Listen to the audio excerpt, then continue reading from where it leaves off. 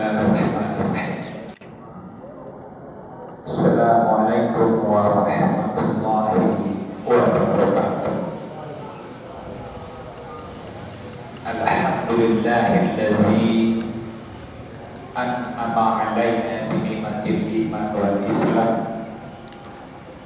Asyhadu an la ilaha illallah wahdahu la syarika lah. Wa asyhadu anna Muhammadan abduhu wa rasuluhu la nabiyya ba'd.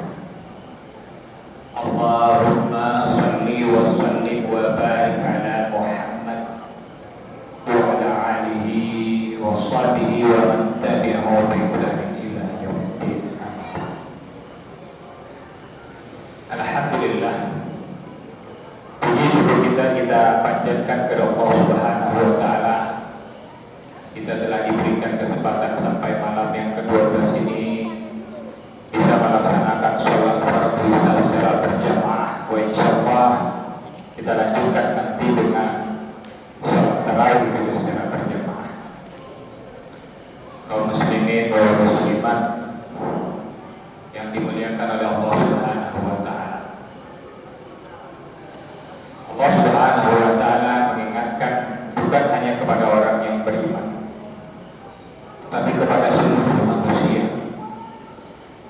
di mana dalam Quran surat Luqman surat ke-31 ayat ke-33, di situ Allah ingatkan kepada kita semua manusia.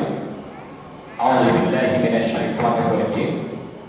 Ya ayyuhan nasu taqu rabbakumul ladzi khalaqakum. Ya ayyuhan nas, wahai manusia, wahai manusia, takutlah kamu suatu hari. Ya ayyuhan nas taqu rabbakumul ladzi khalaqakum. At-tauhid artinya begini, maaf saya agak lupa. Tadi ingat sudah saya baca ayatnya. Mungkin mahasiswa di sini ada yang bisa membantu untuk mengingatkan. Ya ayyuhan nas taqu rabbakum wakhshaw yawma la yajzi walidun aw waladi wala mauludun huwa jazin aw walidihi syai'an. Inna wa'dallahi haqq fala taghurrannakumul hayatid dunya wala yaghurrannakum billahi ghurur. Yang artinya, wahai manusia, takutlah kamu pada suatu hari di mana pada hari itu seorang anak tidak bisa menolong bapaknya sedikit pun. Begitu juga dengan seorang bapak tidak bisa menolong anaknya sedikit pun. Innallaha wa'adallaha, sesungguhnya janji Allah itu benar. Fala taghurrannakumul hayatid dunya, dan janganlah sampai kehidupan dunia ini melalaikan kamu dari mengingat Allah. Nah, di dalam Quran surat Al-Munafiqun, ya, kata-katanya juga itu hampir sama, tapi ditujukan buat orang yang beriman. Ya ayyuhallazina amanu la tulhikum amwalukum wala auladukum an zikrillah. Wa may yaf'al dzalika fa ulaika humul khasirun. Wahai orang-orang yang beriman, janganlah sampai hartamu dan anak-anakmu itu sampai melalaikan kamu dari mengingat Allah. Barang siapa yang berbuat demikian, wa may yaf'al dzalika fa ulaika humul khasirun, mereka itu adalah orang-orang yang berugi. Nah, Bapak-bapak dan ibu-ibu sekalian, ada doa yang paling menarik yang diucapkan oleh seseorang ketika dia pada saat sakaratul maut. Ayat yang saya bacakan tadi itu Quran surat Al-Munafiqun 9, ya, ayat ke-10. Itu Allah nyatakan, Afiqul wa afiqul mimma razaqnakum min qabli ayyan ya'adukumul maut. Jadi infakkanlah harta yang kami berikan kepadamu sebelum maut itu datang menjemput kamu. Sampai-sampai orang itu berkata, ya Allah, tolong ditunda sedikit saja waktu kematian saya ini, agar fa'asyad yaqawakum minas sholihin, agar saya bisa bersedekah dan termasuk orang-orang yang soleh. Jadi dari ketiga ayat yang saya sampaikan ini, Bapak-bapak dan Ibu-ibu sekalian, bahwa amalan-amalan yang sangat dirindukan oleh manusia pada saat dia menjelang sakaratul maut adalah bersedekah.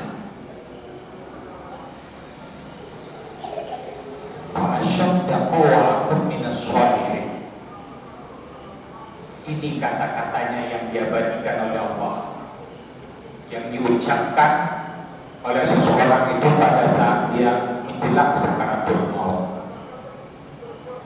Rabbi laula akhartani ila ajalin musamma. Ya Allah, tundalah kematianku ini sedikit saja, sedikit waktu saja, agar aku bisa bersedekah dan aku termasuk hamba-Mu yang soleh. Jadi bapak-bapak dan ibu-ibu yang dirahmati Allah, ada perbedaan antara zakat, infak, dan sedekah. Kalau bagian keseluruhannya itu disebut dengan sedekah. Kalau zakat itu hanya bagian kecil dari sedekah. Zakat, infak itu merupakan sedekah. Tapi sedekah itu belum tentu itu zakat. Jadi kalau kita mengucapkan subhanallah, walhamdulillah, wala ilaha illallah, wallahu akbar, itu sedekah. Kita tersenyum saja sama orang, itu sedekah. Kita beramal ma'ruf nahi munkar, itu juga sedekah. Tetapi kalau zakat itu dengan harta kita, begitu juga dengan infak dengan harta kita. Tapi kalau zakat itu hukumnya wajib bagi yang telah memenuhi nisab dan batas haulnya. Jadi kalau seseorang yang telah memiliki penghasilan dalam batas yang cukup, yaitu 85 gram emas penghasilannya dalam kurun waktu 1 tahun, yaitu kalau dihitung sekitar 4 jutaan per bulan, itu zakatnya hanya 2,5%, yaitu 100.000 rupiah dari penghasilan yang 4 juta. Dan itu hukumnya wajib bagi yang mampu tadi, yang telah memenuhi persyaratan. Kalau infak itu ya sedekah biasa. Jadi akan ditanyakan nanti kalau kita mati, harta kita bagaimana kita dapatkan dan cara kita membelanjakannya. Jadi ini yang sering salah kaprah di dalam masyarakat. Kalau kita berzakat itu tidak boleh, ya kurang afdol memberikan langsung ke orang yang menerima. Harus melewati asnaf yang 8, yaitu amir. Hanya batas itu saja. Kalau dia mau berinfak dan sedekah, dia boleh terserah ke mana saja. Tapi yang diutamakan adalah kerabat dia yang sedang kesusahan. Di bapak-bapak dan ibu-ibu yang dimuliakan oleh Allah, ya, amalan sedekah inilah bahkan orang yang di dalam kubur sana sangat merindukan sekali, apalagi ini di bulan Ramadan, di mana amalan dibalas berlipat ganda. Kullu hasanatin bil asr absaliha ila sab'ati dhi'fin illa sya'ur fa innahu li wa ana ajzibi. Setiap kebaikan itu dibalas antara 10 hingga 700 kali lipat illa sya'ur, kecuali puasa. Fa innahu li wa ana ajzibi. Puasa itu untukku dan akulah yang akan membalasnya. Ya.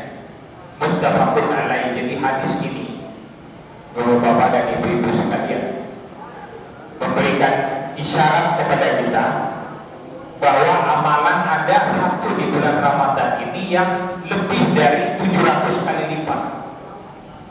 Kalau kita lihat Lailatul Qadar itu 1000 bulan. Kalau kita hitung secara matematis 1000 bulan, kalau dikalikan hari, 1000 dikali 30 ribu hari, 30.000 hari. Jadi kita beramal hanya dalam satu hari, bukan satu hari, hanya satu malam, tetapi diberikan balasan setara 30.000 kali. Subhanallah. Kalau dihitung dengan tahun itu ada 83 tahun. Dihitung hari 30.000 hari. Kalau kita berpikir secara dagang, luar biasa Bapak-bapak dan ibu-ibu sekalian, ya. Tidak ada bisnis yang nilainya modalnya 1, untungnya sampai 30.000 kali lipat. Tidak ada. Jadi sampai sejauh mana kita bisa meyakini akan firman Allah Subhanahu wa taala tersebut. Makanya dikatakan Allah, wa innahu li wa ana ajzi. Puasa itu untukku dan akulah yang akan membalas. Jadi rugi kalau kita berpuasa, ya, imanan, wahtisabannya itu nggak ada, hanya dasar iman, tapi kita tidak mau berhitung. Orang yang selalu berhitung diri, dia akan terjaga dan akan banyak diberikan petunjuk dan hidayah oleh Allah Subhanahu wa taala. Jadi jangan kita masa bodoh, jangan kita cuek.